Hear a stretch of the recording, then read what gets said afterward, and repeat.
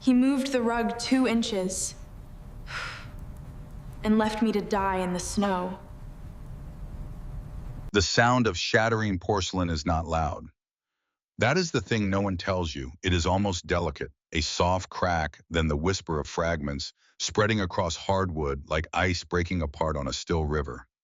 And in that moment, in the half second between the impact and the silence that followed, Ellie Harmon understood that her life had just changed in a way she could not take back. But we are getting ahead of ourselves. She woke up first. That is the beginning of the real story. Not the vase, not the storm, not the man who carried her out of the dark. The beginning is the moment Ellie Harmon opened her eyes in a room she did not recognize, in a bed softer than anything she had ever slept in, with her hands wrapped in white bandaging, and a fire burning somewhere nearby that made the light on the ceiling move like water. She did not scream. She did not call out. She lay very still and took inventory the way a person does when they have learned through long practice not to react before they understand. The ceiling was high, the walls were cream-colored. There were curtains the color of winter fog drawn across a tall window, and through the gap in the middle she could see that it was dark outside and that snow was still falling. A voice came from the corner of the room. Calm, measured, the kind of voice that had delivered difficult news many times and had learned how to carry it without flinching. Another 20 minutes and she would have been gone. Ellie turned her head. A woman in her late 50s sat in an armchair near the door, a medical bag open on the floor beside her feet. Silver hair, wire-rimmed glasses, the careful posture of someone accustomed to long vigils at bedsides. She was watching Ellie with an expression that was professional and warm in equal measure. "Or Patricia Oakes," she said. "I have been looking after this household for 11 years. You are at Voss Estate. You are safe." Ellie looked at her wrapped hands. She looked at the IV line taped to the inside of her left arm. She looked at the ceiling again. "How long?" she said. "You were brought in approximately 6 hours ago. Moderate hypothermia, some frostbite on your fingers and toes. Your core temperature was dangerously low when they found you." "When they found me." "When he found you," Dr. Oakes corrected quietly. Ellie closed her eyes. The fire crackled. Outside, the snow kept falling, and somewhere deep in the architecture of the house, something settled with a low resonant sound, like the building itself exhaling. She let the memories come back the way they always came back when she allowed herself to stop moving. In pieces, in order.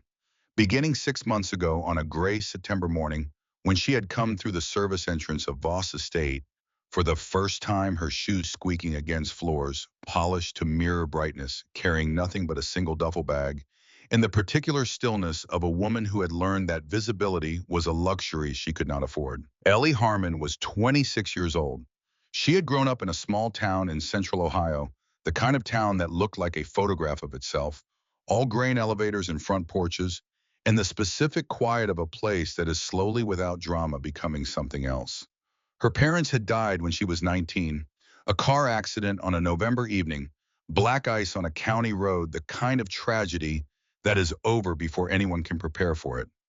After that, she had stayed in Ohio for her Aunt Ruth, who had no children of her own, and who was the last person in the world who knew Ellie by her middle name and used it the way you use a word you love. Ruth got sick 3 years later. The kind of sick that starts as something manageable and becomes, with team and the particular cruelty of certain diseases, something that requires machines and specialists in monthly invoices that arrived in envelopes so thick they felt like accusations. Ellie had sat in the hospice administrator's office on a Tuesday afternoon in March and been told what the monthly cost would be going forward, and had done the arithmetic in her head while the administrator was still talking. The fast, cold arithmetic of a woman who has always known exactly how much she has and how much she needs, and has spent most of her adult life managing the gap between those two numbers. She had nodded. She had said she would handle it. She had driven back to her apartment and looked at the jar on the windowsill with the $63 in it and thought about what needed to change. What changed was everything. She took whatever work she could find that paid enough to send most of it back to Ohio. She had worked in hotels in 3 different states. She had managed a restaurant that closed 6 months after she started. She had cleaned offices in Boston and assisted a caterer in Philadelphia, and done a dozen other things that required precision and endurance and the ability to be in a room without anyone registering that you were there. That last skill she had discovered was the one that kept her employed. She found the position at Voss Estate through a staffing agency in Hartford. The posting listed the requirements in flat bureaucratic language: attention to detail, discretion, ability to work independently, familiarity with high-value household environments. The pay was nearly double what she had been making. She did not ask questions. She applied. She was hired. The estate sat on 200 acres of private land in Greenwich, Connecticut. The main house had 14 rooms on 3 floors, a library that took up most of the east wing, a kitchen large enough to lose yourself in, and grounds that in autumn had looked like something painted rather than grown. Ellie had been assigned to general household duties, which meant she moved through the estate like weather present and then gone, leaving things better than she found them. The other staff noticed her the way people notice reliable infrastructure. They knew she would be there. They did not think much about why. She learned very quickly the rhythms of the place. The kitchen came alive at 5:30. The grounds crew started on the far east lawn at 6 and worked toward the house. The overnight security rotation changed at 7. These were facts she absorbed without being asked, to the way she had always absorbed the architecture of every place she worked, because understanding a system was the only way to move through it without friction. She had also learned within the first 2 weeks that Voss Estate ran on 2 kinds of authority. The visible kind, which was Nathaniel Voss himself, who appeared at the head of dinner tables and in the main floor hallways, and at his desk in the East Wing office, with the particular presence of a man who has spent decades understanding that gravity is a resource and deploying it deliberately. And the invisible kind, which was Gerald Pruitt, who managed everything that happened between the visible moments, who controlled the schedules and the evaluations and the 10,000 small decisions that determined whether a member of staff survived in this place or did not. Gerald Pruitt was 52 years old, gray-haired, with the posture of a man who has spent decades reminding other people of the correct way to stand. He had been running Voss Estate for 10 years, and in that time, he had built something that was less a staff and more a hierarchy, with himself at the top and everyone else arranged below in careful, deliberate order. He was not overtly cruel in the way that cruel people sometimes are, the theatrical kind who raise their voices and leave a clear record of their behavior. Gerald Pruitt was efficient about it. He found the pressure points and pressed them quietly in passing, in tones that could not be quoted afterward. With Ellie, he was precise. He gave her the worst assignments. He scheduled her for shifts that collided with each other in ways that required her to run between tasks. He docked her evaluations for things she had not done and never explained the deductions, just presented them as settled fact on her monthly review sheets. He intercepted requests she made through proper channels and rerouted them so they either disappeared entirely or came back carrying his approval as a condition.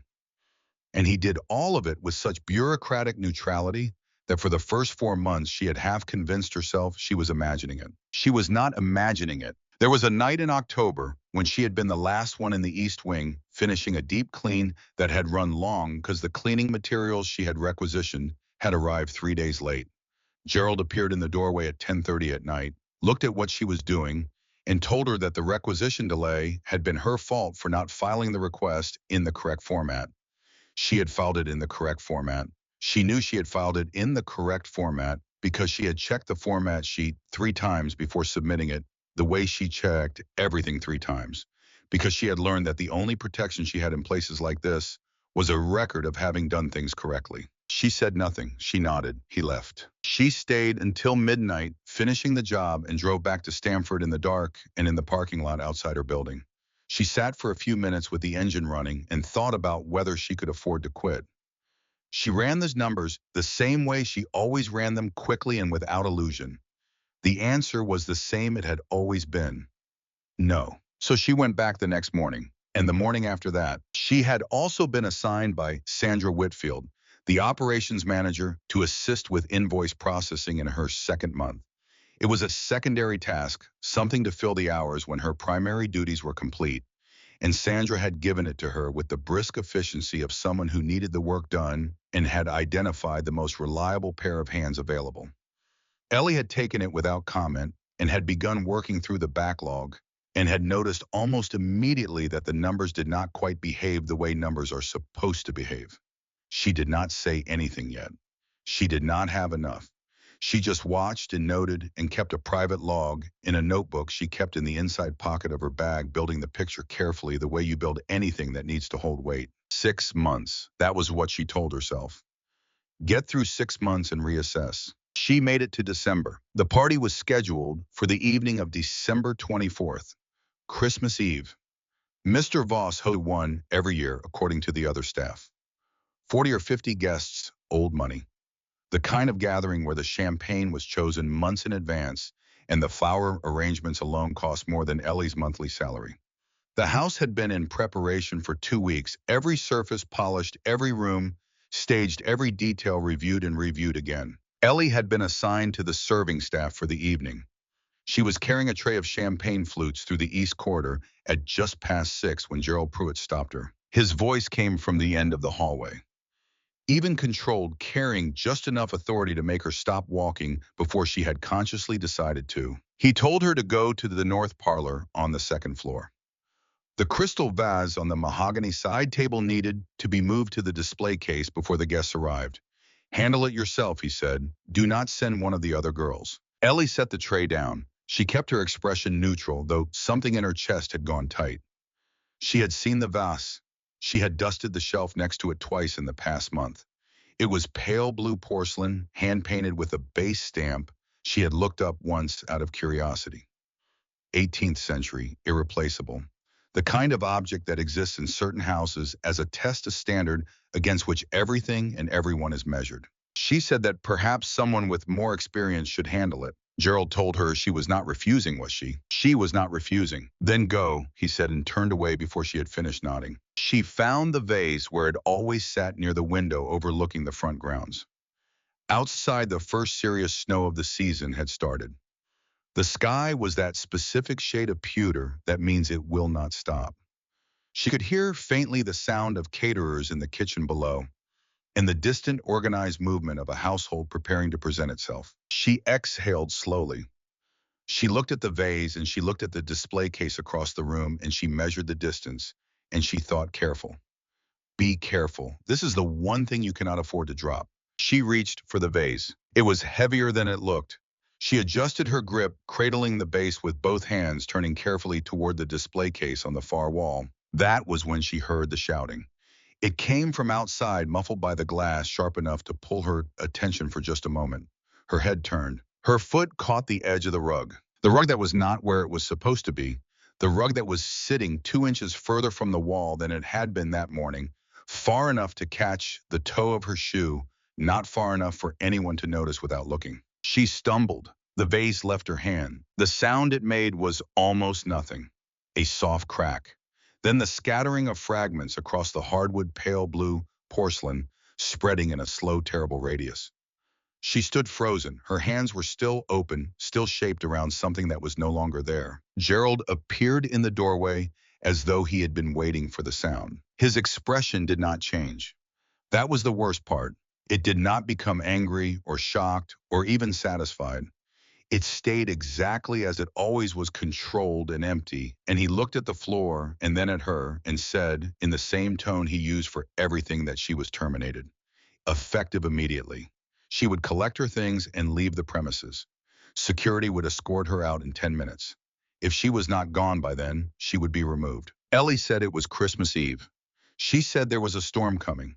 She said she did not have anywhere to go. That is not my concern, Gerald said. And he left. She stood in the north parlor for a long moment. The fire in the hall fireplace was still burning. Somewhere below, a string quartet had begun warming up. The estate smelled of pine and candle wax and the particular kind of money that makes silence sound expensive. She picked up 2 fragments of the vase. She looked at them. She thought about the rug. She thought about the 2 inches. She put the fragments back down carefully, the way you put down something that used to matter, and went to get her things. 12 minutes later, she was outside. The cold was not like cold. It was like a physical force, a presence, something that had intention. The wind came off the open ground in long horizontal gusts that found every gap in her clothing. She had a jacket. It was not enough. It had never been enough for this kind of weather, and she had been telling herself since October that she would get a better one when she could afford it. She started walking. The estate's private drive was nearly 3 miles long, winding through wooded land before reaching the main road. She had never walked it. There had always been a staff shuttle. She had taken it for granted the way she had taken for granted a lot of things about this job, including the belief that as long as she worked hard enough and stayed invisible enough and never made a mistake serious enough, she would be allowed to keep it. The snow came harder as she walked. The kind of snow that does not fall so much as arrive, accumulating on her shoulders and hair, faster than made sense, pressing the world into a smaller and smaller radius of white. The drive stretched ahead of her, a pale stripe between dark trees, and she focused on it the way she had focused on things her entire adult life. Not by thinking about the distance, but by counting steps, by converting the overwhelming into the immediate. One step, then another. She thought about Ruth. She thought about the last phone call 3 weeks ago. Ruth's voice thin and tired, but still containing underneath the exhaustion. That particular warmth, she had never lost the warmth that had been Ellie's entire inheritance.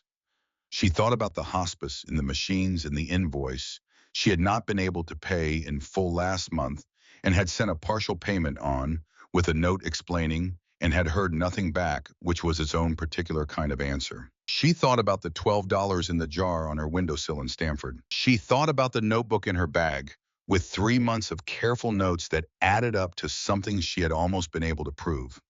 Another 2 weeks. She had needed another 2 weeks. Her foot found a patch of ice beneath the snow, and she went down hard.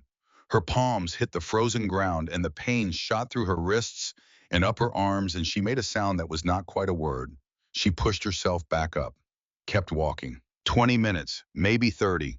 The cold had moved past pain into something else, something that was closer to absence, a numbness that was spreading inward from her fingers and toes and had reached her forearms and was working on everything else.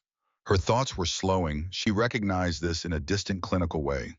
She had read about it once, the way the cold dismantles the mind before it dismantles the body, the way it makes everything feel gentle, almost reasonable at the end. She thought I should keep walking. She thought I am so tired. Her knees bent on their own.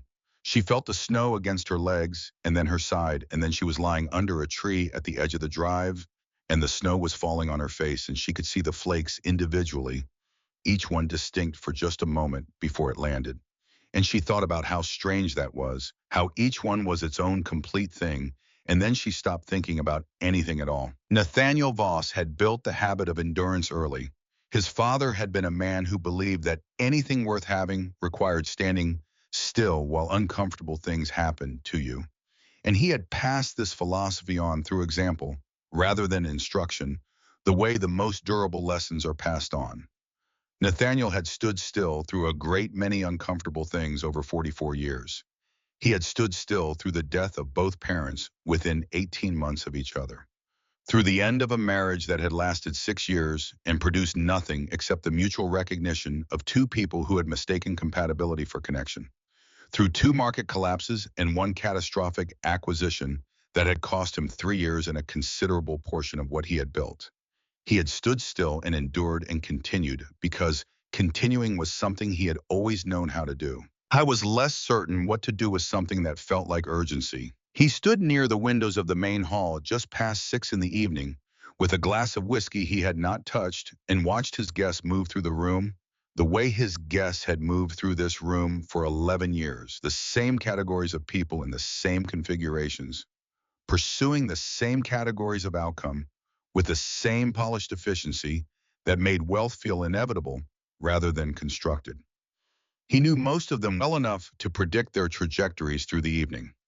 He had been watching these trajectories long enough that they no longer held any particular interest. Victor Richardson appeared at his elbow with his practiced smile and his practiced handshake and his practiced questions about the merger timeline.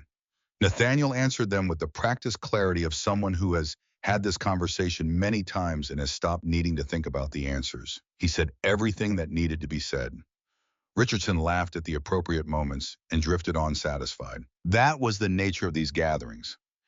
Everyone arrived wanting something, and most of them left with the sense of having moved closer to it, whether or not they actually had. Nathaniel had learned to be comfortable with the gap between perception and reality, because in his experience, the gap was where most business happened.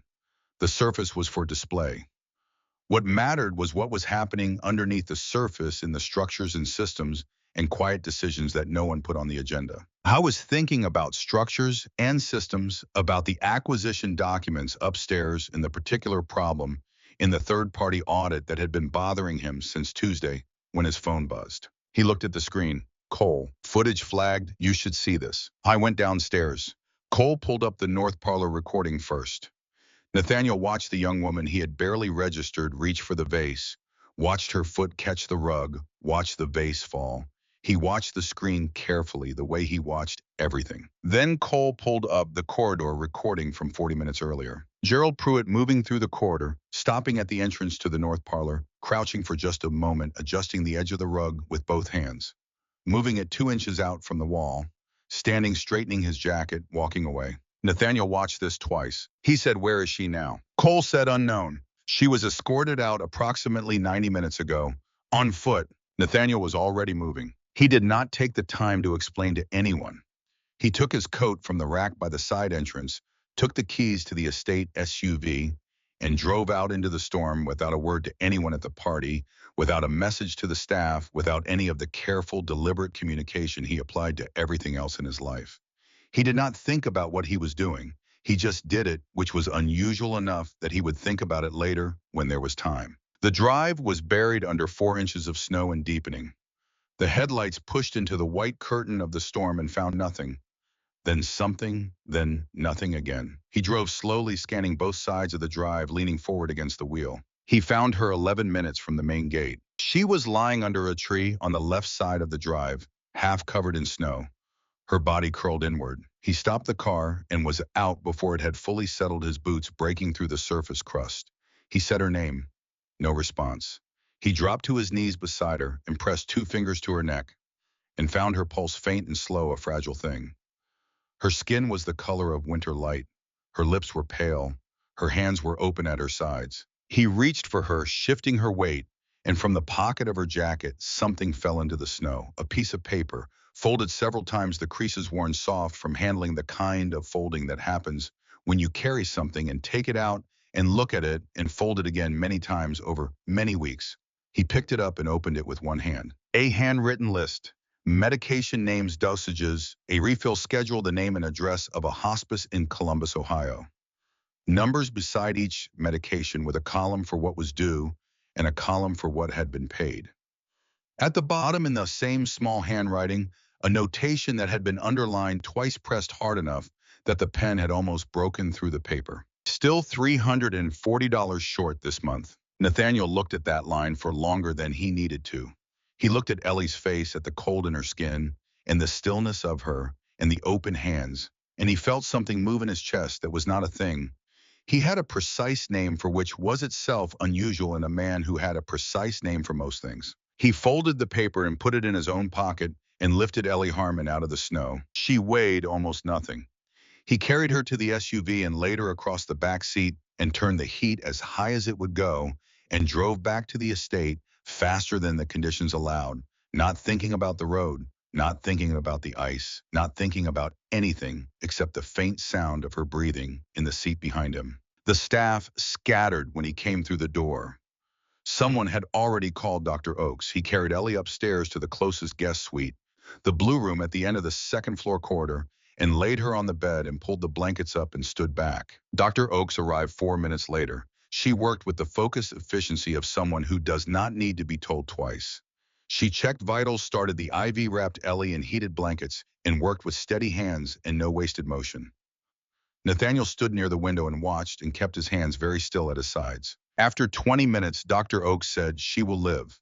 Her core temperature was critically low. Another 20 minutes outside, and we would be having a very different conversation. Nathaniel nodded. "I will stay through the night," Dr. Oakes said, "to monitor." Good. He did not leave. He pulled a chair to the corner of the room and sat in it and stayed there until the sky outside the window began to lighten, watching the snow slow and then stop, watching Ellie's breathing become steadier, watching the color come back to her face. The way morning comes back to a room so gradually you cannot identify the exact moment it changes. I thought about the paper in his pocket. He thought about 10 years of trusting Gerald Pruitt and what that trust had been built on. He thought about the word efficient and how he had used it as a substitute for the harder work of actually looking at people and what they were doing and what it cost the people around them. Before dawn, he found Gerald Pruitt in the staff break room. Gerald looked up with an expression that held for just a moment something that might have been calculation. Then it settled back into its usual blankness. Nathaniel said, "You are done here tonight." Gerald did not argue immediately. He stood up slowly, straightening his jacket, and looked at Nathaniel with something that was almost contempt. The contempt of a man who has spent 10 years learning the tolerances of a system and believes he understands them better than anyone else in the room. He said, "You think she is different. She is not. Give it 6 months. You will throw her out yourself." Nathaniel looked at him for a long moment. Then he said, "Cole will escort you to your car. If you set foot on this property again, I will have you arrested." Gerald picked up his mug from the table, poured the coffee down the sink, set the mug down in the drying rack with great deliberate care, and walked out. Nathaniel stood in the break room for a moment afterward. Outside, the snow had stopped. The grounds were white and still, and Gerald Pruitt's footprints cut a straight line across the new snow toward the parking area, and Nathaniel watched them from the window until they were out of sight. That afternoon, Dr. Oakes reported that Ellie's condition was improving. Core temperature stabilized, frostbite healing. She would likely wake within a few hours. Nathaniel returned to his office. He sat at his desk and took the folded piece of paper from his coat pocket and put it on the desk in front of him and looked at it. $340 short. He opened his laptop. He found the hospice in Columbus, Ohio. He spent 11 minutes making arrangements he did not tell anyone about. He paid in full through the end of the year and arranged for a confirmation to be sent to the account on file.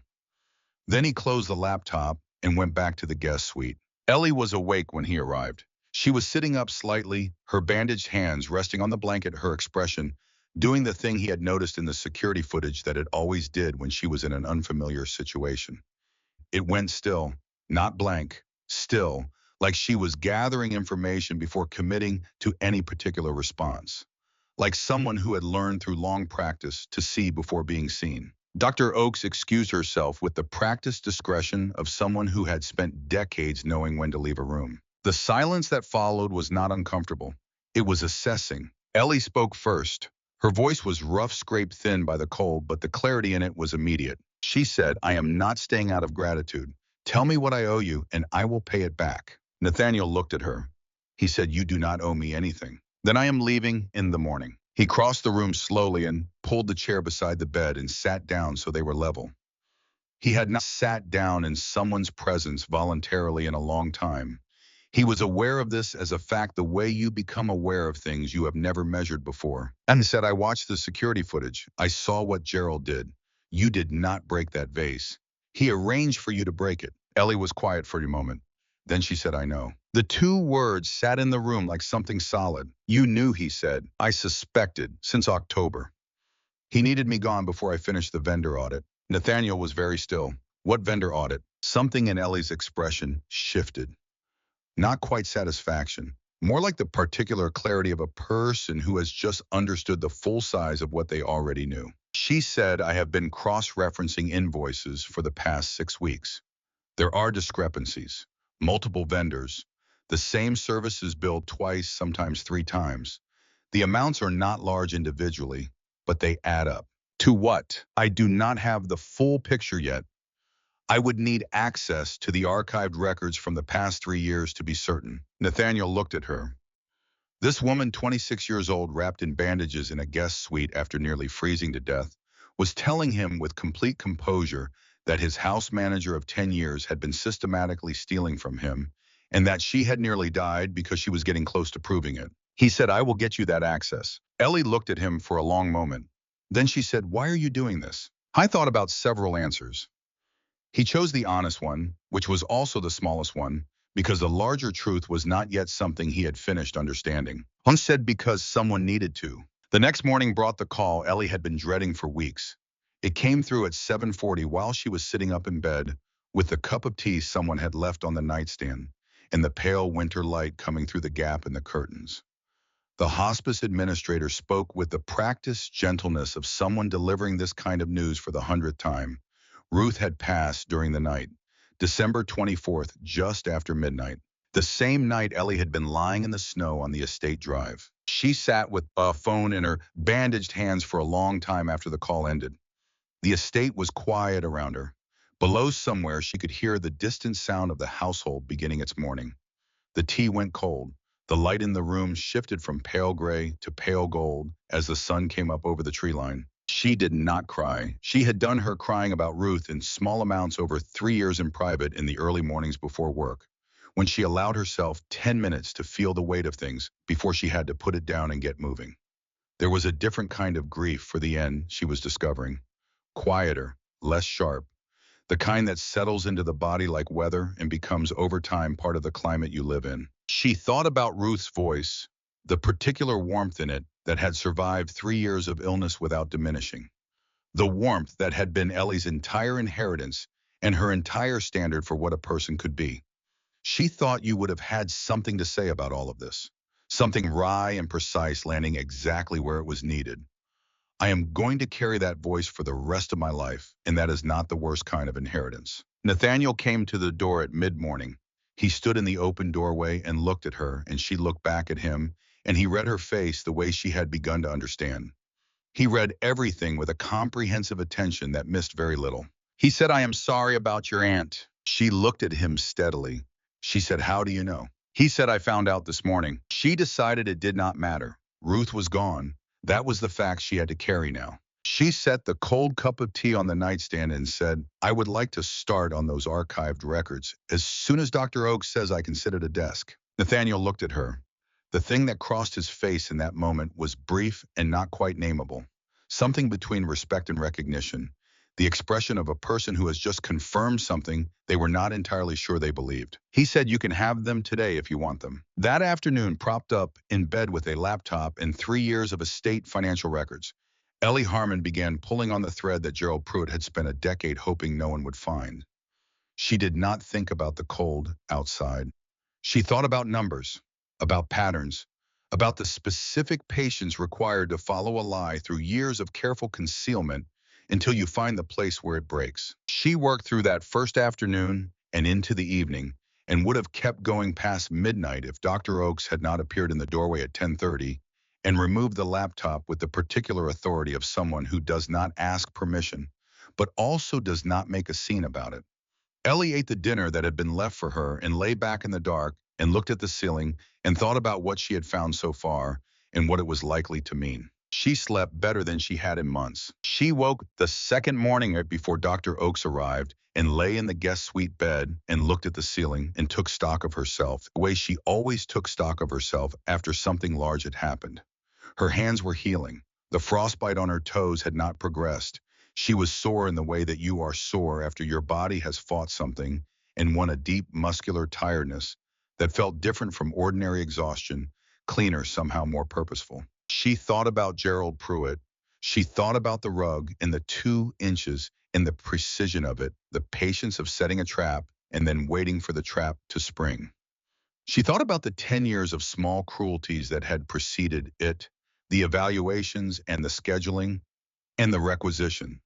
All of it designed not to destroy her outright, but to wear her down until she became careless, until she stopped checking format sheets and stopped verifying receipts and stopped keeping the notebook in her inside pocket. And then the last step, the vase, the final removal of a woman who was getting too close to something he needed to stay hidden. She thought he believed that kind of pressure would make me smaller. She thought he was wrong about that from the beginning. She sat up, carefully moved her wrapped hands, tested the range of motion.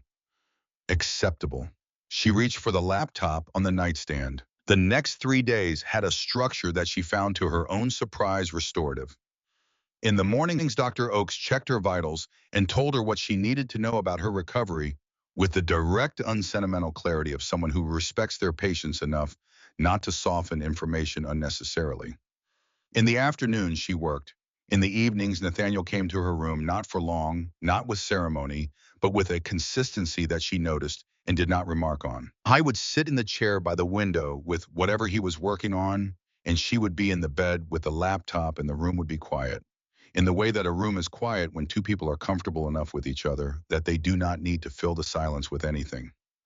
She was not accustomed to that kind of quiet. She was accustomed to the quiet of being alone, which was a different thing entirely. On the third evening, he looked up from his documents and said, "You have been at that for 4 hours." She said, "I know." He said, "Have you found anything new?" She said, "Several things. I need to verify them against the archived payroll records. Can you get me access to those?" Nimada note. He said, "By tomorrow morning." She said, "Thank you." He went back to his documents. She went back to hers. The fire burned. Outside the window, the Connecticut hills were white and silent, and somewhere beneath all that snow, the ground was cold and patient, waiting for spring, the way it always did, without drama, without urgency, simply because that was what the ground did. She thought, "I have not sat in a room like this with another person in a very long time." She did not say that. She saved her work and closed the laptop and slept. Sandra Whitfield did not smile when Ellie walked into the operations office for the first time on her own 2 feet. She looked up from the desk, assessed Ellie from the doorway to the chair in front of her in approximately 3 seconds, and said, "I do not care how you came to be here. I care whether you can do the job. Those are different things. Do you understand the difference?" Ellie said, "Yes." Sandra said, "Good. Sit down." That was the beginning of it. The operations office was on the ground floor of the West Wing, behind the main staircase, a room that smelled of printer paper and the particular kind of order that comes from someone who has spent 15 years refusing to let things slide. Sandra Whitfield had run the administrative backbone of Voss Estate since before the current kitchen staff were hired, and she wore that tenure not as sentiment, but as standard. She expected precision. She expected follow-through.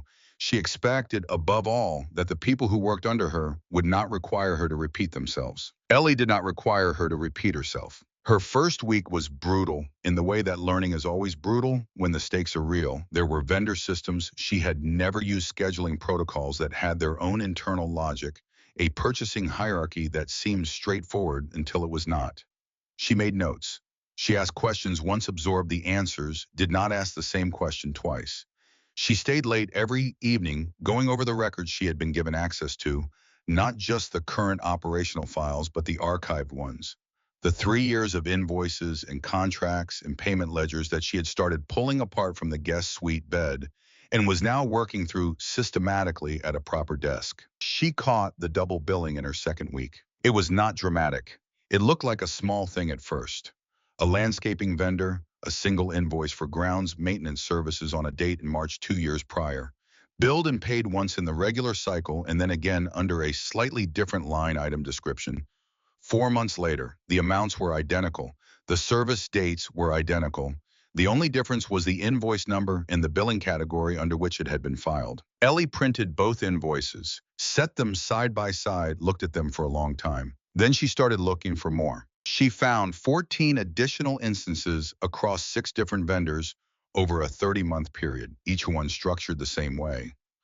A legitimate invoice paid through the normal cycle, then a duplicate filed weeks or months later under a different category in a different fiscal period with just enough surface variation to pass a casual review.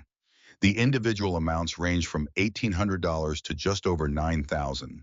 Together, they added up to something considerably larger. She cross-referenced the payment authorizations. Every duplicate had been approved by the same person, Gerald Pruitt. She spent one full evening going back through the archived records for the years before the 30 months she had originally examined. She found the pattern going back further, much further.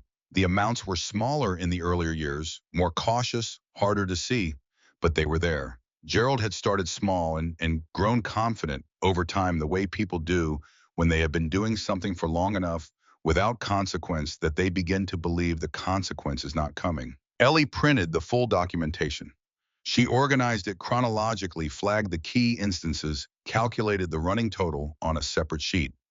Then she put everything in a folder, carried it to Nathaniel's office, and set it on his desk without ceremony. "I was on a phone call." He looked up. She pointed at the folder. He picked it up and opened it while still on the call, and she watched his face as he read the first page, then the second, then moved to the authorization records in the back. His expression did not change dramatically. But something in the quality of his attention shifted, became heavier and more concentrated, the way a room changes when someone turns up the gravity. He ended the call. He looked at the folder. He looked at her. She said, "That is why he needed me gone." Nathaniel was quiet for a moment. Then he said, "How long?" "At minimum 4 years. possibly longer. I can go back further if you want the full picture. He set the folder down. He said the total. She had written it on the last page. He turned to it. He read the number.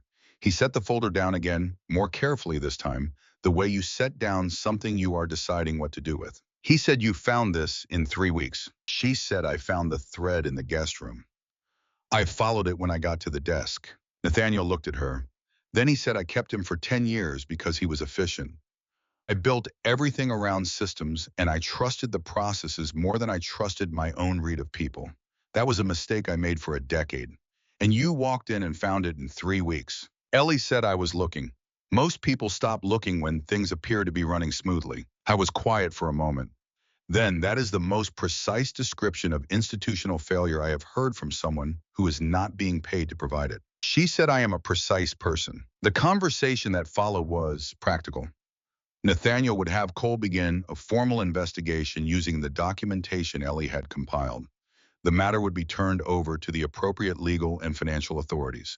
Gerald, currently awaiting arraignment on conspiracy charges filed following his arrest, would now face additional federal counts that would substantially change the nature of his legal situation. Ellie returned to her desk. Sandra Whitfield was waiting for her in the operations office.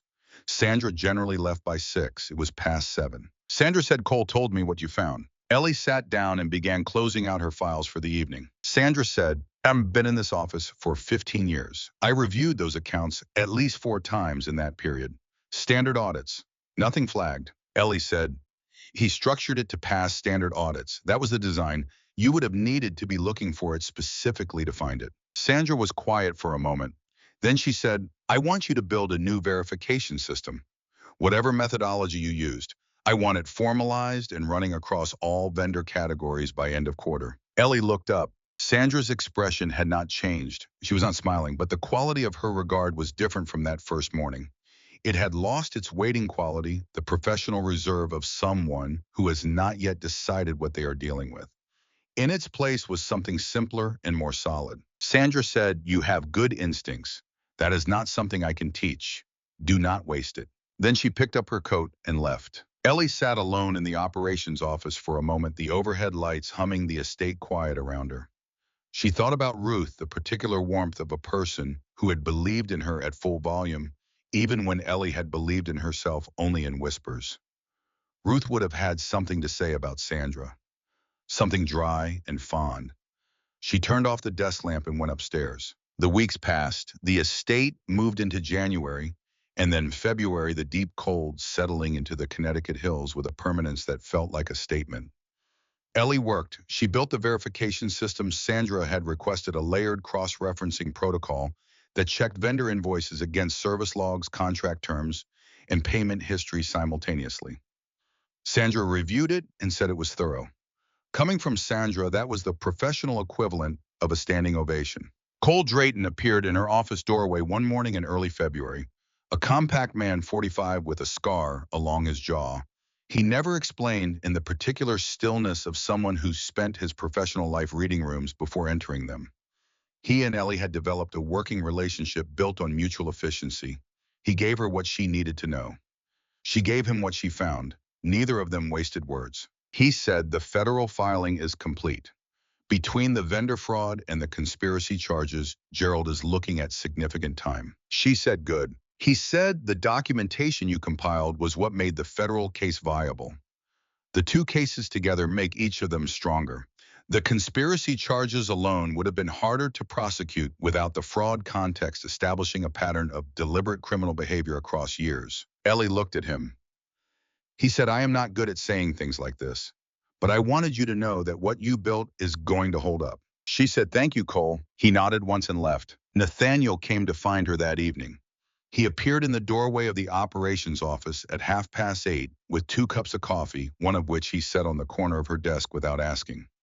She had learned to recognize his arrivals by a particular quality of the air in the room, a subtle shift in atmospheric pressure like weather changing. She said, you look like you have been in the same meeting for 6 hours. He said 7. She said, sit down. He sat. He drank his coffee. The office was quiet around them, and outside the window the grounds were silver with frost under a half moon. He said, the Richardson acquisition is falling through. They are using the internal investigation as justification to pull back.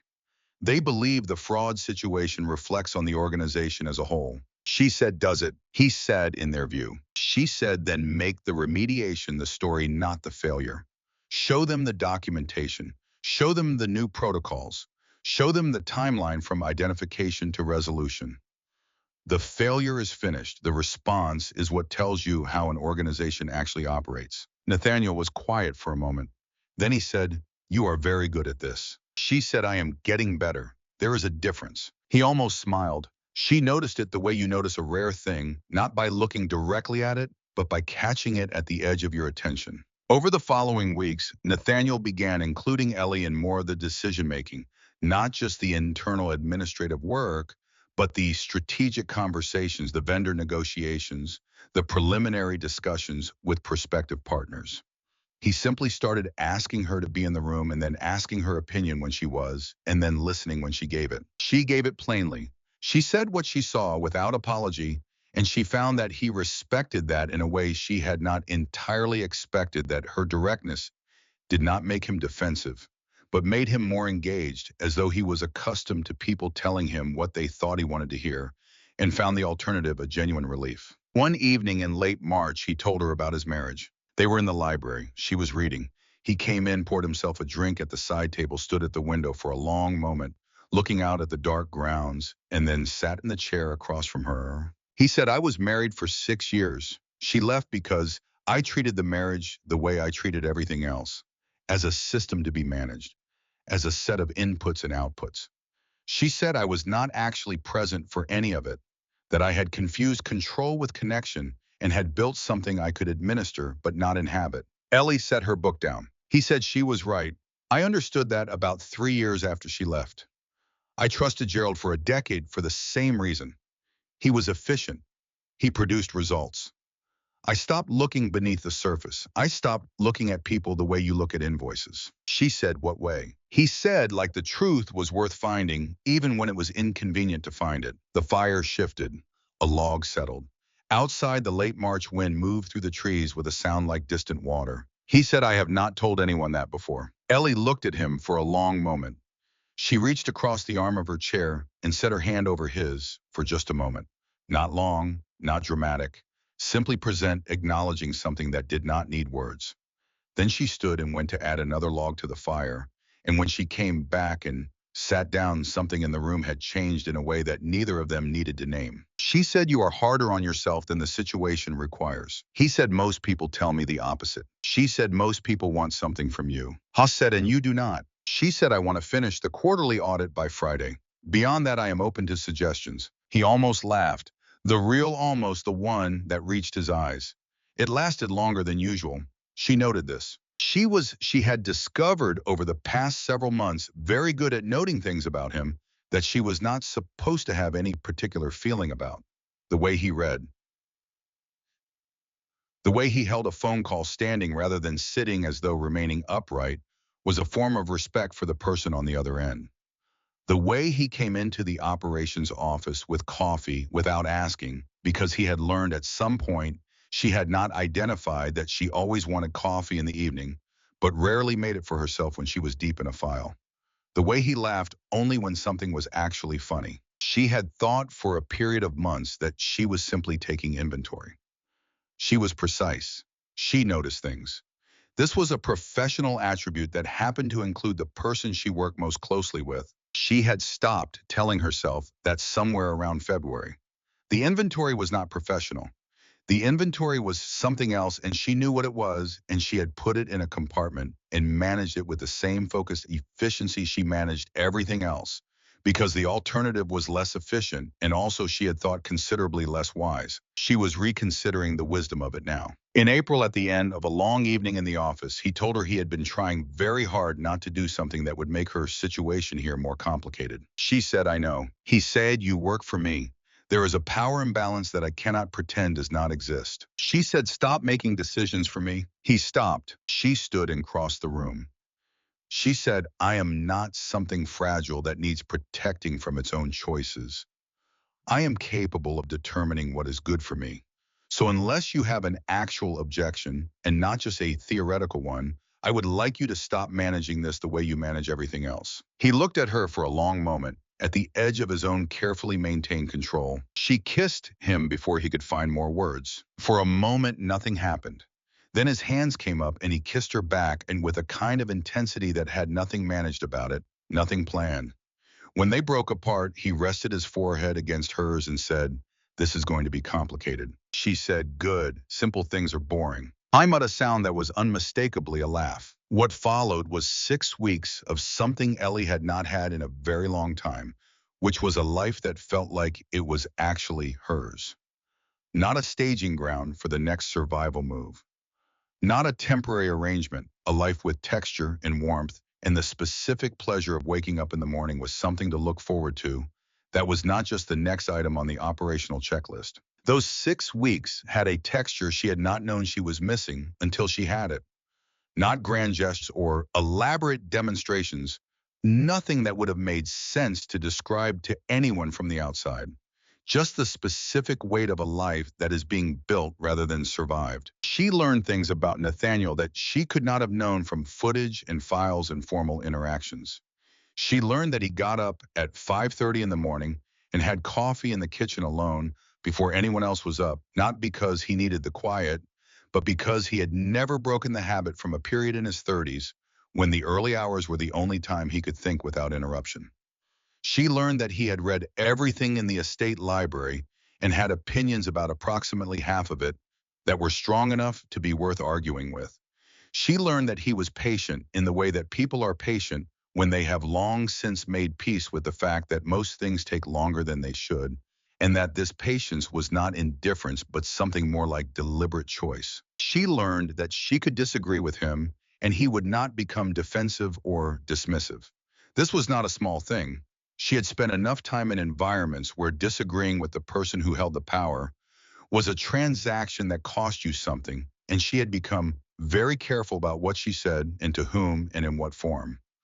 With Nathaniel, disagreement was simply the beginning of a more interesting conversation. She told him this once in the library, and he was quiet for a moment, and then said, "Most people do not disagree with me.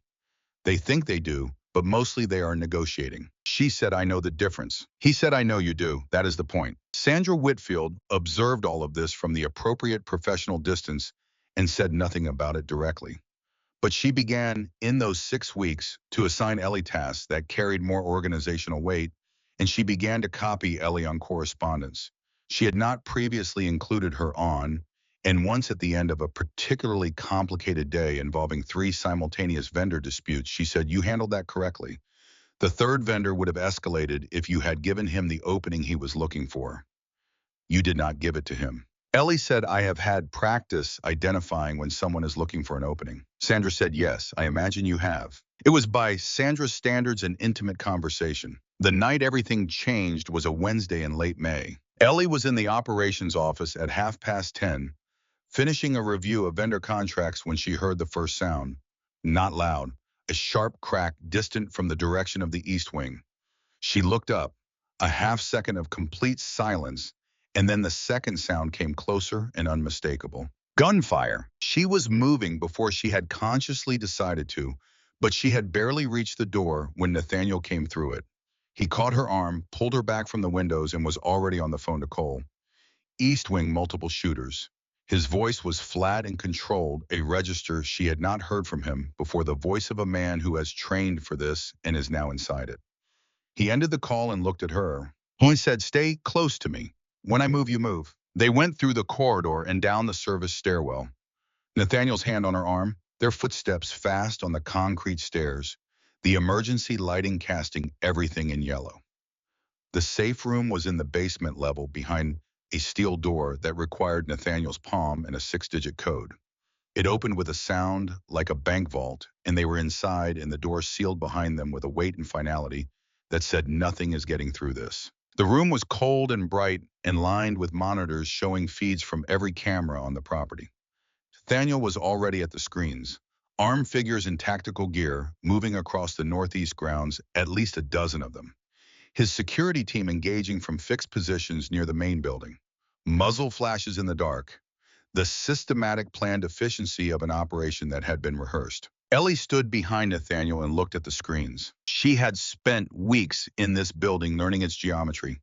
She had reviewed the estate blueprints twice in the course of her operational work, once for a renovation assessment and once when updating the emergency egress documentation. She knew where every service corridor connected. She knew which access points were visible from the exterior and which were not. She looked at the screens. She watched the way the attackers moved. They were navigating with precision that went beyond training. They were not sweeping. They were not searching. They were moving along specific corridors, cutting to specific intersections as though they had a map in their heads and were following it. She said they know the layout. Nathaniel said what? She said they are not searching. They know exactly where they are going. Look at the East Wing service corridor. Look at how they take that junction without hesitation. That junction is not visible from the exterior, and it is not on any public record. You have to know it from having been inside. Nathaniel looked at the screen. He went very still. She said someone gave them the floor plan. Someone with access to the internal schematics, including the location of this room. Cole needs to pull the access logs right now. Every person who accessed estate security documentation in the past 6 months. Nathaniel pressed the comms. Cole, pull the full security documentation access logs, past 6 months. Cross-reference against anyone connected to Pruitt or associated accounts. Now. Cole's voice came back, running it now. On the screens, the firefight continued. Nathaniel's team was holding position, beginning to push the attackers back toward the northeast perimeter. The assault was slowing. It had been designed to overwhelm quickly, and it had not overwhelmed quickly, and the longer it went, the worse the odds became for the attackers. Cole came back 4 minutes later. One name, Rowan Alcott. He accessed the basement-level security schematics, including the safe room location twice in October. Once through a board security review request, once through a direct access pull on a dormant administrative credential that should have been deactivated 18 months ago. Nathaniel said Alcott. Cole said board member, 7 years. His prior firm had documented business relationships with Pruitt going back 12 years before Pruitt joined the estate. Ellie said he is the connection. Gerald needed someone on the board to protect him, someone who could redirect audit scope before it found anything, someone who would know if the fraud investigation was getting close and warn him in time to cover it. And when I got close enough that Gerald needed to remove me quickly, Alcott knew how to help him do it in a way that looked like a normal termination. Nathaniel said that is why the standard audits never caught it. She said someone was making sure they looked in the wrong places at the right moments. He looked at her. She said, do not move on Alcott yet. He said, Ellie. She said, if you move now, he destroys evidence. Everyone connected to this disappears before the legal case is solid. Wait, do it right, do it completely. The muscle in his jaw tightened. She said, I know that is not what you want to do, but it is correct. Cole came back on comms, threat contained. 4 in custody, 3 down, remainder retreating into the northeast woods. No casualties on our side. Nathaniel pressed the response, hold the 4 in custody. Do not contact local police until I say. Then he turned to Ellie. In the safe room, after Cole's report came through and the all clear was confirmed, they sat side by side in front of the monitors and watched the estate's security team move through the aftermath. The screen showed men with flashlights working methodically across the grounds. The estate was quiet.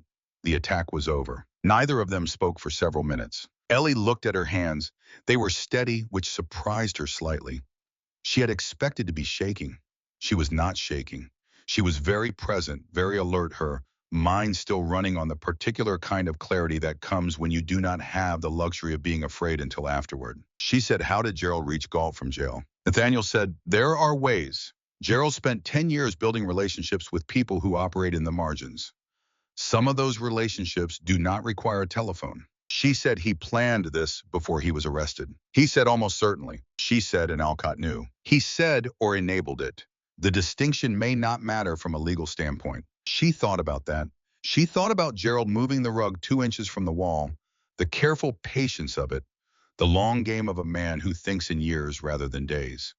She thought about Alcott narrowing audit scopes and tabling motions in board meetings that would have exposed the fraud, the same quality of patient calculation expressed through different means. She said they built something together over a long time. Gerald did the work, and Alcott provided the cover, and they both believed they were untouchable because they had been for a long time. Nathaniel said yes. She said they were wrong. He looked at her. The expression on his face was the one she had come to know, the one that was not quite any single thing, but was all of them at once. He said, I am sending you somewhere safe until this is finished. She said, I know, and I am going to tell you what I am going to do while I am there. And you are going to make sure I have the access I need to do it. He looked at Cole. Cole nodded once. Before she got into the car, she stood with him for a moment in the service entrance, the same entrance she had been pushed out of in a snowstorm 5 months ago. He put his arms around her and held on, and she felt something in him she had not felt before. Not the controlled weight of a man managing a situation, but the specific tension of a person who is afraid and is not going to say so.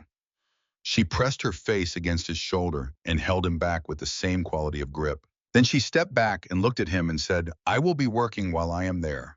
Do not expect me to sit and wait. He looked at her for a moment. Then he said I would never expect anything else. She got in the car. It moved through the dark Connecticut roads and turned north toward Vermont. Ellie sat in the back seat and thought about what she was going to do when she got there. The safe house in Vermont was modern and severe, all glass and steel, set into a hillside above a frozen lake. Cole's people rotated shifts outside. The perimeter was monitored. The doors were reinforced. Someone had stocked the kitchen and left fresh coffee in the machine and a set of clean clothes folded on the bed. Ellie changed, poured the coffee, and sat down at the desk. She had asked Cole for remote access to the estate's financial server before the car left Greenwich, and he had hesitated for exactly 4 seconds, then set it up on the secure laptop and handed it through the window. The drive took 4 hours. She spent most of them thinking through the architecture of what she was going to build, not in abstract terms, but in the specific language of file structure and cross-reference logic in the way a federal case is actually assembled, which is less like a narrative and more like a scaffold. Each piece of evidence attached to a specific hook, each hook connected to a specific element of a specific charge. The whole thing designed to hold weight under pressure from every direction at once. She had never built a federal case before, but she had built the verification system from scratch in 3 weeks, starting from nothing but a pattern she had noticed in a landscaping invoice, and she understood that the principles were the same. Find the structure, follow the structure, close the gaps, make it hold. The first evening, she stress tested the existing case. She went through the documentation the way a federal prosecutor would. She looked for gaps, for alternative explanations, for the places where Gerald's defense attorney would try to insert doubt. She closed those places with additional cross-referencing and additional verification layers that made the structure harder to attack from any direction. The second day, she went further back into the archive. Past the 4 years she had already documented, she found the earliest instance of the fraud pattern in invoices from 7 years prior. Small amounts, cautious. The behavior of someone testing the edges of what was possible before committing to it fully. She built a complete timeline document showing the evolution of the scheme from its careful beginning to its fully confident end, showing precisely how Gerald had grown bolder as the years passed without consequence. She sat back from the screen and looked at what she had built. The timeline ran from 7 years prior to the present, in a continuous documented line, each step connected to the next, each step supported by at least 2 independent sources. It was in her assessment the kind of document that makes the opposing side's attorney look at their client differently. The kind of document that ends conversations about strategy and begins conversations about outcome. She printed it. She read through the physical copy with a pencil marking anything that needed tightening. She found 4 places where the language was not as precise as it should be and rewrote them until they were. Then she scanned the corrected version back in and updated the file. It was past 2 in the morning. She made a cup of tea and sat at the table in the safe house kitchen, looking at the frozen lake through the dark window, and thought about Gerald Pruitt in a cell somewhere in Connecticut, thinking about what was coming, and she felt nothing about that except the particular clarity of something finished. She cross-referenced payment authorizations against board meeting minutes and found Alcott's fingerprints in specific moments where the audit scope had been narrowed, where oversight had been redirected.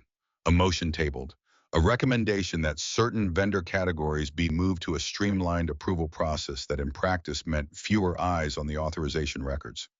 She organized the Alcott documentation into a separate section, clearly labeled with a summary readable by investigators who had never heard of Voss Estate. On the morning of the third day, her phone rang. The number was not in her contacts, Connecticut area code. The voice was male, older, carrying the exhaustion of someone who has been losing sleep over a decision for a long time. He said, "Miss Harmon, my name is Douglas Pruitt. I am Gerald's brother." She said nothing. She waited. He said, "I know what you found. I have been following the case since the federal filing was announced. I understand that you are the one who built the documentation." She said, "What do you want, Mr. Pruitt?" He said, "I want to give you something, evidence. Things I have been holding for 5 years because I did not know what to do with them. And because he is my brother, and I kept telling myself it was not as bad as I knew it was." She said, "What changed?" He said, "You almost died in a snowstorm on Christmas Eve because he set a trap for you. I have been telling myself for 5 years that what I was doing was not hurting anyone specific. And then it hurt someone specific, and I knew her name." She was quiet for a moment. Outside the safe house windows, the lake below was completely frozen white and flat, the trees on the far shore black against a pale sky. She said, "Tell me what you have." He talked for 40 minutes, paper records going back 9 years, a cardboard box he had kept in his garage under a workbench that he had opened twice and closed again, because what was inside made him sick in a way he did not know how to act on. Invoices, authorization records, a ledger in Gerald's own handwriting documenting real amounts against reported amounts. Correspondence between Gerald and Rowan Alcott, going back to before Alcott joined the Voss board, correspondence that made the nature of their arrangement explicit in ways the digital records only implied. She said, "I need those documents." He said, "I know. That is why I am calling." She said, "Can you get them to me today?" He said, "I can be in Vermont by this evening if you tell me where." She told him where. She called Cole. She told Cole what she needed. Cole said he would verify Douglas Pruitt's identity before he reached the house, which was reasonable, and she said so. Douglas arrived at 4 in the afternoon, a man in his mid-50s with Gerald's coloring and none of Gerald's composure. He looked like someone who had been carrying something heavy for a long time and had finally decided to set it down regardless of the cost. He carried the cardboard box carefully with both hands and set it on the kitchen table and stood back from it as though distance from it was something he needed. He said, "I kept telling myself that if it got bad enough, I would do something. And then it kept getting worse and I kept finding reasons to wait. I am not a good person for having waited this long." Ellie looked at the box. She looked at him. She said, "You are here now." He said, "That is a generous thing to say." She said, "It is a true thing. Sit down. I need you to walk me through everything in that box." They worked for 3 hours. Ellie scanned every document, organized them into the existing case file structure, and built a supplementary brief explaining the significance of each piece of evidence in the context of the larger pattern. Douglas explained the provenance of each item when Gerald had given it to him and what he had said at the time. She took notes. She built the connections explicitly so they would not require inference. By 7 in the evening, she had a federal case file that was as close to unassailable as she could make it. She uploaded it to the secure channel Cole had established. She sent a summary to the lead federal investigator.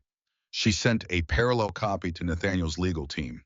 Then she made Douglas Pruitt a cup of coffee and sat across from him at the kitchen table. He said, "What happens to him now?" She said, "He goes to trial. With this documentation, the outcome is not in question." Douglas looked at this table. He said, "We grew up in the same house, same parents, same everything. And I watched him become someone I did not recognize, and I told myself it was not my problem." She said, "You made it your problem tonight." He said, 5 years too late." She said, "Yes, but tonight is when it happened, and that is where we start from." He looked at her for a moment. He said, "Gerald said you were going to be a problem for him. He just thought he had dealt with you already." She said he miscalculated. Douglas said clearly. He left at 8. Ellie sat alone in the safe house kitchen with the empty coffee cups and the closed laptop and the quiet that follows concentrated work. She called Nathaniel. He answered on the second ring. She said, "The federal case is complete. I uploaded the full file an hour ago." Douglas Pruitt brought 9 years of Gerald's personal records, including explicit correspondence between Gerald and Alcott. "The investigators have everything they need." I was quiet for a moment.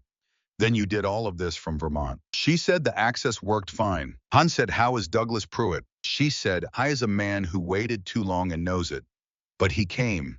That counts for something. And Nathaniel said Alcott's attorney contacted my legal team this morning.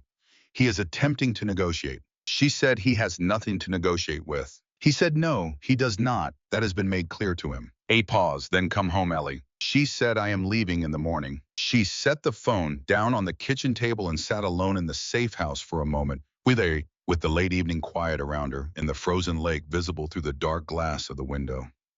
The lights of the far shore were small and still and very far away. She thought about Nathaniel's voice on the phone, the weight in it that was different from the weight of a man managing a difficult situation. The weight of a man who had been afraid and was not going to say so now that the reason had resolved. She had heard that weight before. She had heard it in Ruth's voice near the end on the phone calls that Ruth had made sound easy, but that had cost more than they showed.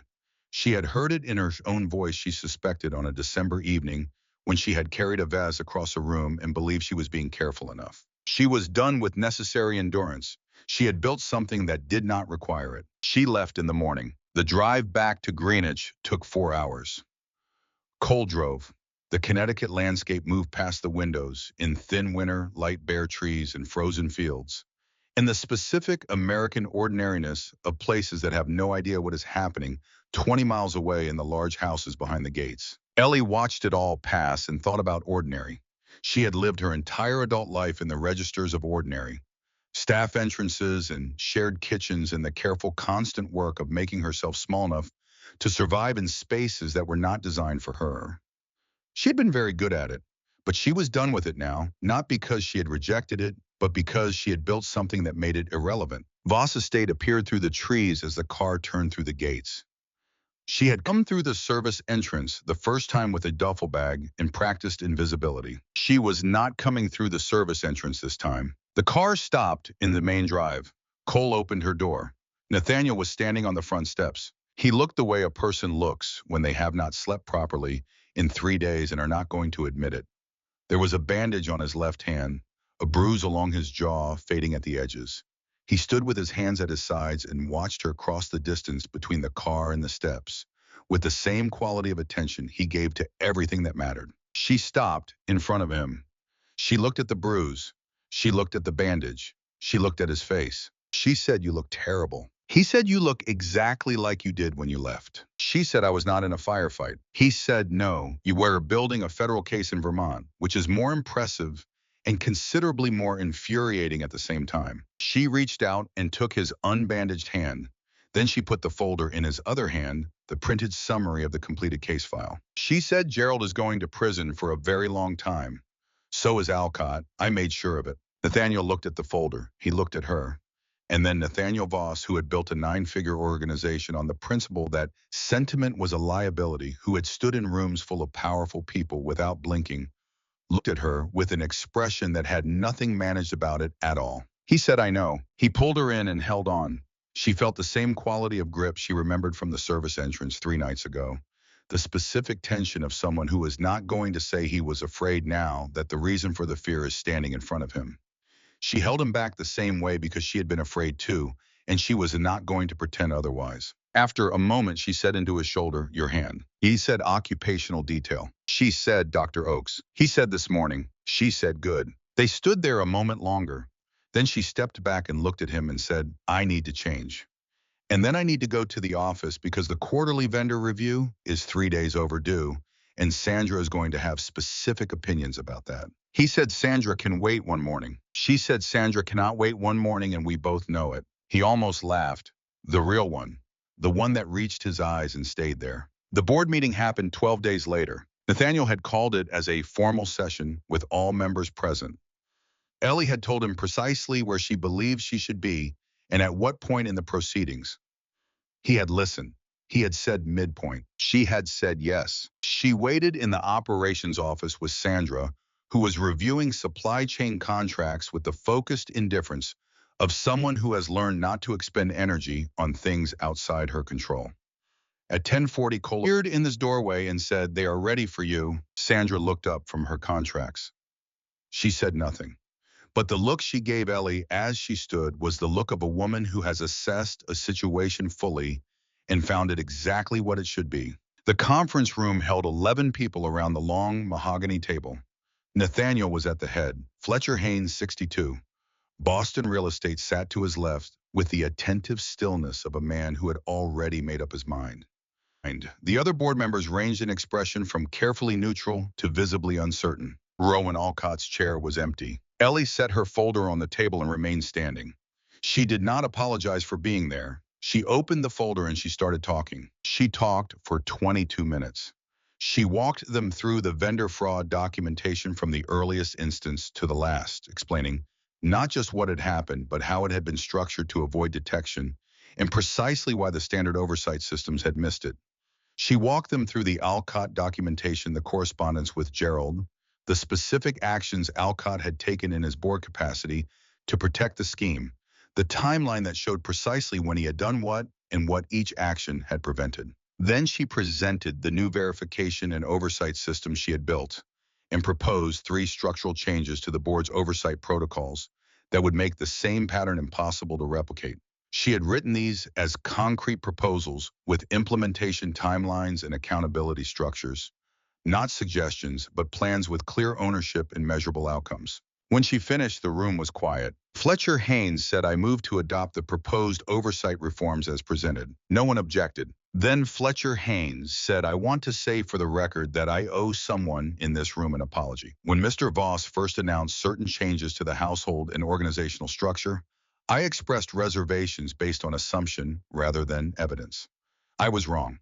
I am saying so explicitly because I believe in doing that when it is warranted." He looked at Ellie. She said, "Thank you, Fletcher." Cecily Wren said, "What position does Miss Harmon currently hold?" Ellie said, "I can address that." Nathaniel settled back in his chair. She said, "Mr. Voss offered me the position of executive assistant with full operational authority. I declined that position because it was created for me rather than existing independently of me.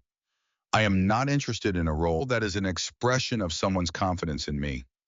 I am interested in a role with its own structural validity that I can be held accountable to on its own terms." The room was quiet. She said, "I am proposing the position of Director of Internal Operations.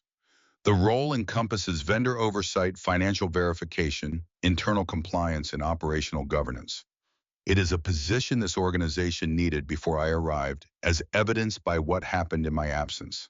I am proposing it as a permanent structural role, not a personal accommodation." Cecily Wren said, "And you would fill duh." She said, "I would accept it, subject to a formal review at 90 days with performance evaluated against the same standards applied to any other director-level position in this organization.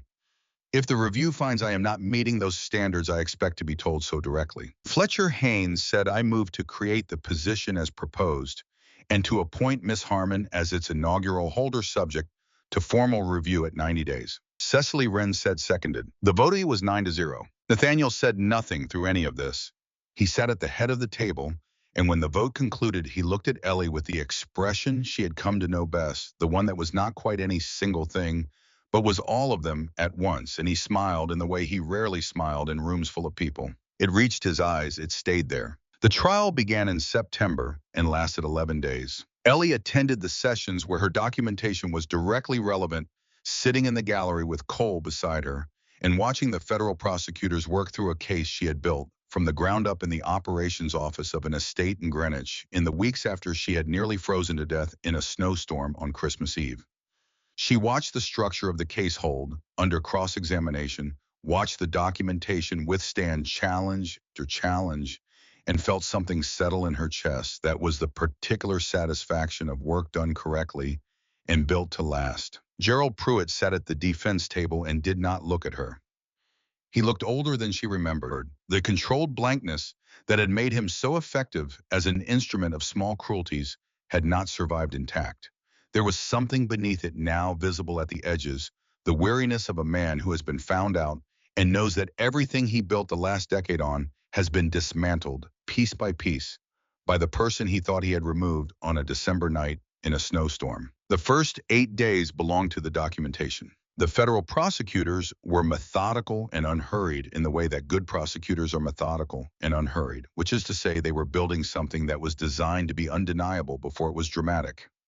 They walked through the vendor fraud timeline day by day, invoice by invoice, calling the accounting experts and the forensic auditors and the former estate staff members who had processed payments without understanding what they were approving. Each witness added a layer. Each layer made the structure taller and more solid. The defense attorney was competent and worked with what she had, which was not much. She challenged the documentation on technical grounds wherever she could find technical grounds. She suggested alternative interpretations of authorization language. She questioned the chain of custody of certain physical records. The challenges did not land. The documentation was too thorough. The cross-referencing too complete. Every alternative interpretation she proposed had already been closed by an additional piece of evidence that Ellie had specifically placed in the file for exactly that purpose. On the fourth day, sitting in the gallery, Cole leaned over and said quietly, "You anticipated it, every challenge she is making." Ellie said, "I read the defense playbook on fraud cases before I built the file structure. There are only so many approaches. I tried to make all of them not work." Cole said, "You succeeded." She watched the defense attorney sit down after a failed challenge and shuffle her papers with the controlled frustration of a person who is very good at their job and has finally encountered a problem they cannot argue their way around. She watched Gerald Pruitt at the defense table, not moving, not reacting, the blankness back in place now, the particular stillness of a person who has decided to endure. She thought he set a trap for a woman he had decided was disposable. He moved a rug 2 inches from a wall and left a woman to freeze to death in a snowstorm, and he sat at that table with that expression because he had done all of it with complete calculation and no hesitation. She looked at the empty chair in the gallery where she had sat, and she looked at the prosecution table where the federal attorneys were reviewing their notes for the next witness, and she thought, good. Let it be thorough. Let it be as thorough as it takes. On the 9th day of the trial, Douglas Pruitt testified. "I was on the stand for 4 hours. He spoke with the flat, careful precision of someone who has rehearsed being honest, because honesty does not come naturally when what you are being honest about implicates people you love. He answered every question. He did not qualify the things that did not warrant qualification. At one point, the defense attorney asked him why, if he had possessed this evidence for years, he had waited until now to come forward. Douglas said, because, I kept hoping he would stop on his own. And because being related to someone makes it very hard to be the person who ends them. And because a woman almost died in a snowstorm, and I understood for the first time that my hesitation had consequences I was not willing to keep paying for." The defense attorney said, "You contacted Miss Harmon directly." "Not law enforcement, not the prosecution. Miss Harmon." Douglas said she was the one who found it. It seemed right that she be the one to finish it. On the 11th day, the jury returned. Guilty on all 12 counts.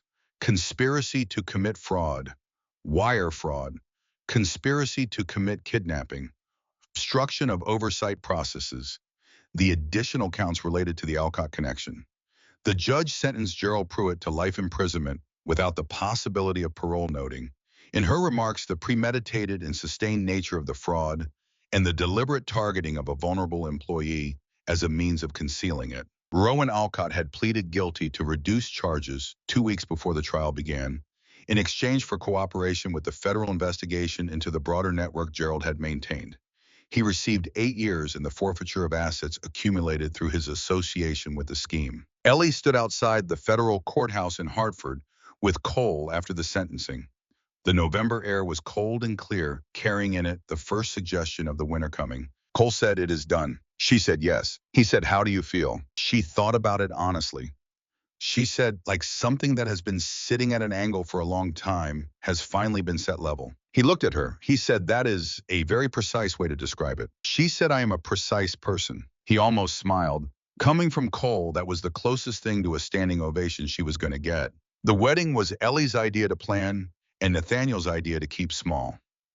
These two things turned out to be compatible in a way that surprised both of them, which meant the conversation about it was short, and the result was what they actually wanted, rather than what either of them had assumed the other expected. 75 guests, the estate, December 20th. The date had been Ellie's choice, offered once without elaboration. Nathaniel had looked at her when she said it, understanding what it meant, and had said yes without asking her to explain. She did not want to explain it. She wanted to reclaim it.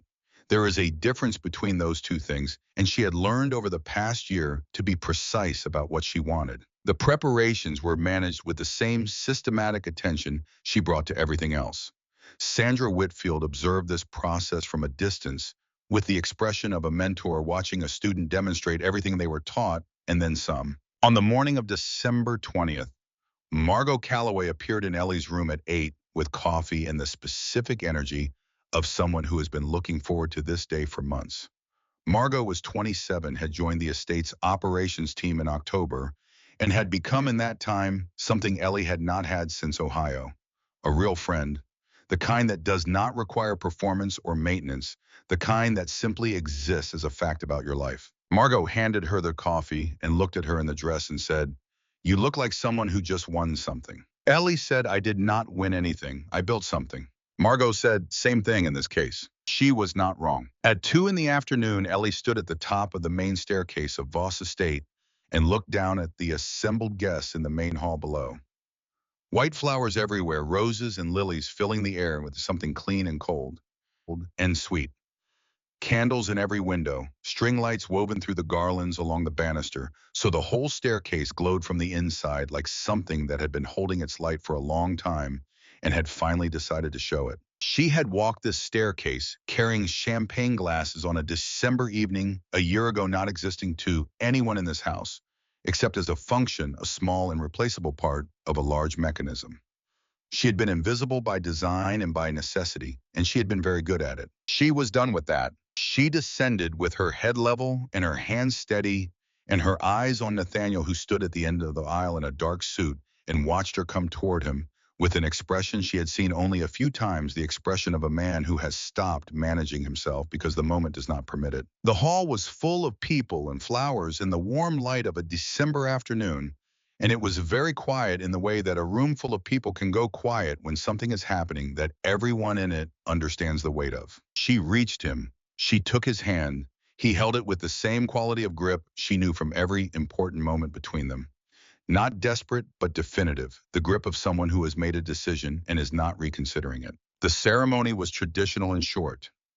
When Nathaniel said the vows, his voice was entirely steady, except at the very last word where it was not. She noticed. She tightened her grip on his hand. When it was her turn, she looked at him and said the words without hesitation, because she had not been uncertain about this for a long time. Cole's toast was brief.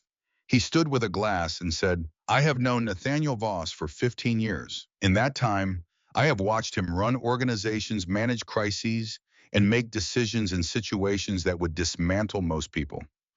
I believed I understood what he was capable of. Then I watched a woman change the fundamental architecture of how he operates, not by asking him to, but simply by being the kind of person who makes the people around her better by proximity. He is a different man than he was a year ago. He would tell you he is a better one. He would be right." He raised his glass. He did not elaborate further.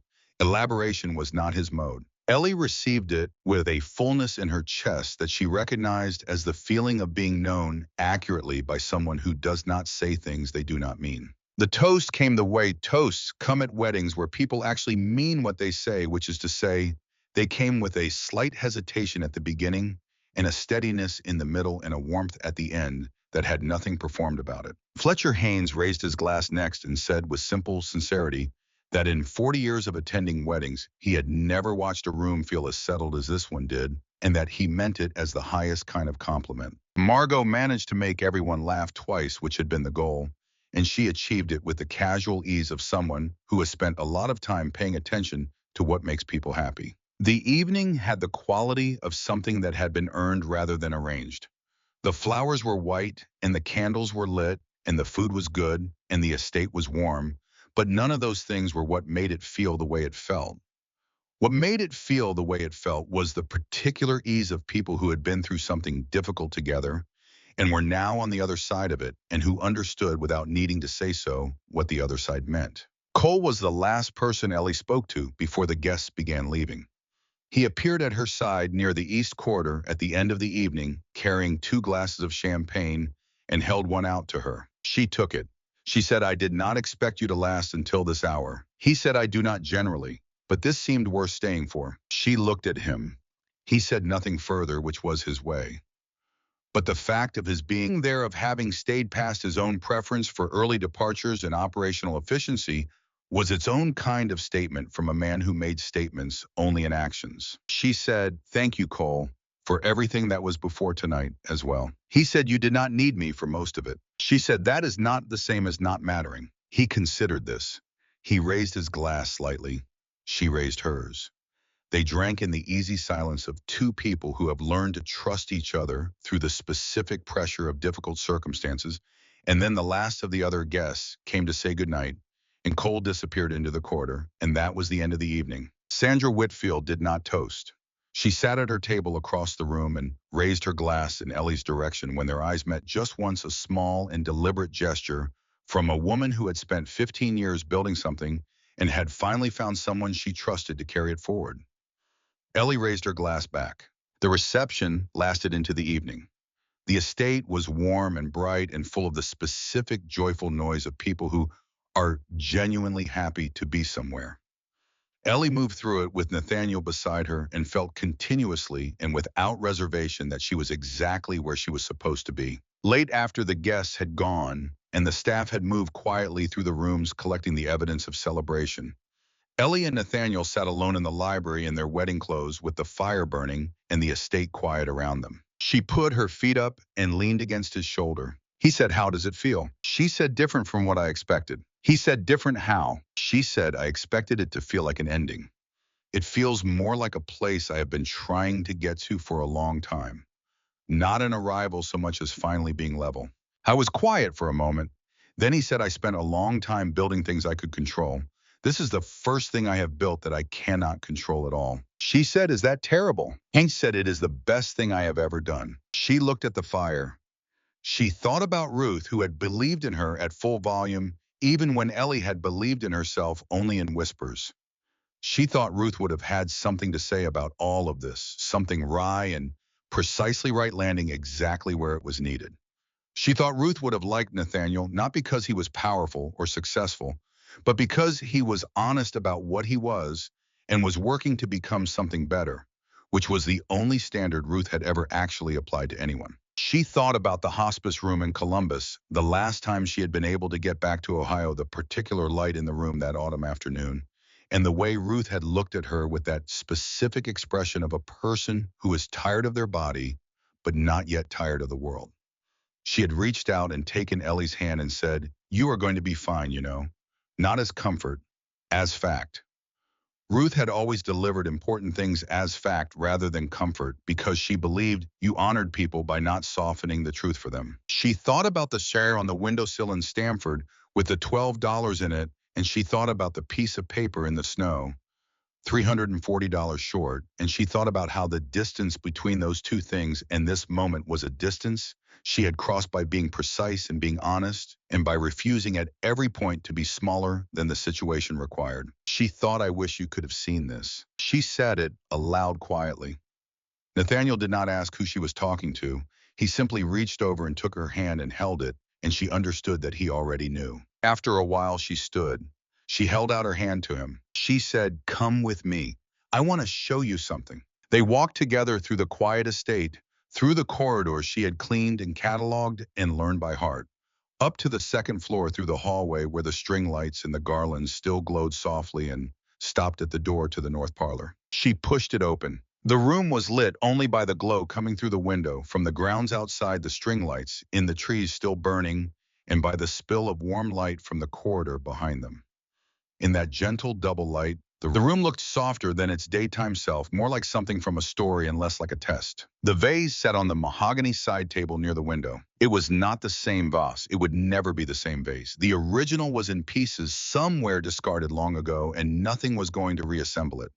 But the one that sat in its place was beautiful in its own right, pale blue porcelain with a different pattern, a different hand, its own provenance and its own history, chosen because it was right for the room and not because it was identical to what had been lost. She reached out and touched it.